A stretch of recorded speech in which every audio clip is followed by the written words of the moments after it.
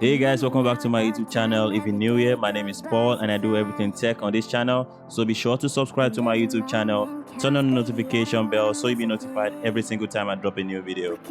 Today we're going to be unboxing something special. We're going to be unboxing the world's fastest smartphone. My first impression of this box was, wow, I've actually not seen a phone in a box like this. Plus, I love the design of the box, so that's kind of unique. Wow, I really love the way everything is packaged in the box. You could tell it's something special.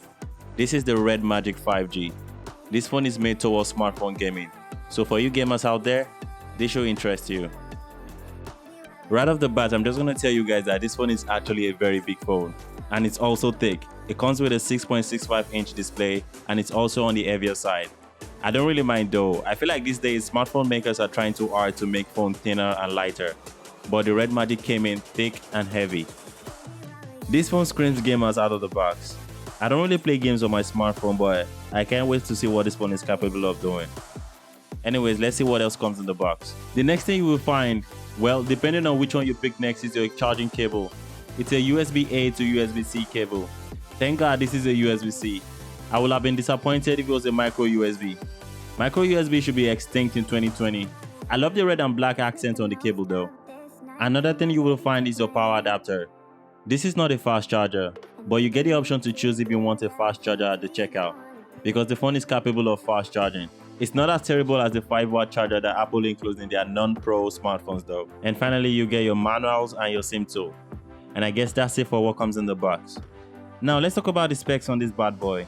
It's powered by the Qualcomm Snapdragon 865, a 6.65 variable refresh rate display which ranges from 60Hz to 144Hz, a turbo fan with liquid cooling, 8GB of DDR5 RAM, and a 4500 mAh battery. Now let's turn on the phone. One big downside to this phone, at least for me, is that the power button and the volume button are on the same side. I pressed the wrong button and for a while I thought the phone was actually defective. I'm gonna set up the phone real quick, so this part is gonna be very fast. For security and privacy, you get a fingerprint scanner which is under the display. It's actually pretty fast to set up.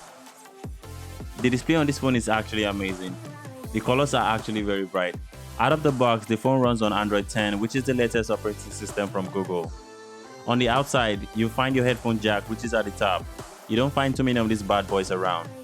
Then you find your speakers and your mute switch on the left side of the phone, while the power button and the volume button are on the other side. Anyways, I'm going to be making a full review of this phone in my next video. I'm going to be testing out its gaming capabilities, the performance, the camera, the battery, basically the overall review of this phone. So if that sounds like something you're interested in, you should subscribe to my YouTube channel, turn on the notification bell so you'll be notified every single time I drop a new video. Guys, if you enjoyed this video, you should give it a thumbs up. It helps me a lot. And I'll see you guys in my next video. Peace.